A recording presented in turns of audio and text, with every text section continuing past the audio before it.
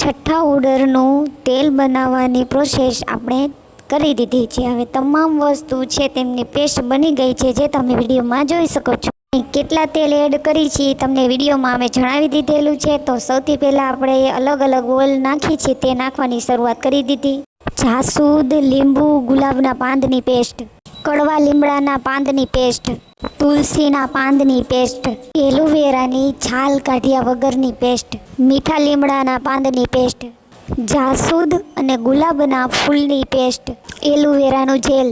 જેટલા પણ પાવડર નાખવાના હોય છે એ તમામ પાવડરને આપણે નાઇટમાં પલાળી નાખી છીએ અને સવારે એને મિક્સરમાં ક્રશ કરી નાખી છીએ।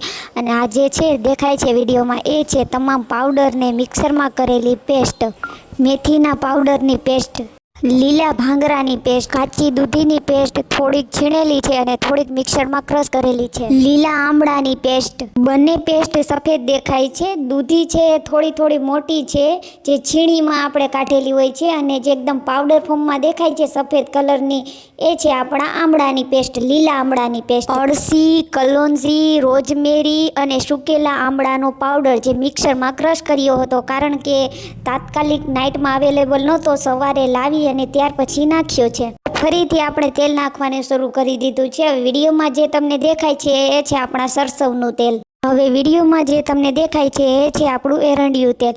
હવે આપણે જો વિડીયોમાં તમને દેખાય છે બધા તેલ આપણે છૂટા લાવી છીએ કાચી ઘાણીના, અને વિડીયોમાં હવે જે તમને દેખાય છે એ છે આપણું કોપરેલ તેલ। તમને બધાને ખબર છે કોપરેલ તેલ આપણું કેવું દેખાતું હોય છે। તો જો તમામ તેલ આપણા એડ થઈ ગયા છે, અને સૌથી પહેલાં જે નાખેલા હતા ને એ તેલમાં આપણું કાળા તલનું તેલ આવી ગયું હતું, કાળા તલનું અને લીંબોળીનું તેલ। આપણે જેટલા પણ ઓઇલ નાખેલા છે એ અને જેટલી પણ પેસ્ટ નાખેલી છે બધી વસ્તુને મિક્સ કરી નાખી। વિડીયોમાં તમે જોઈ શકો છો સાવ ધીમા તાપે આપણે આપણું તેલ છે તે ગરમ કરવા માટે મૂકી દીધું છે।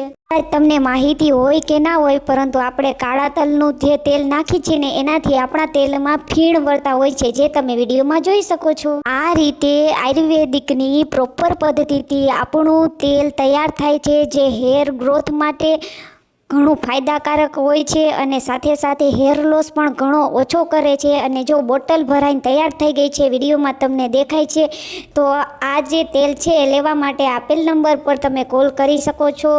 અમે સોશિયલ મીડિયામાં એક પણ એવો વિડીયો નથી જોયો જે આ પદ્ધતિથી તમારું હેર ઓઇલ તૈયાર થતું હોય છે।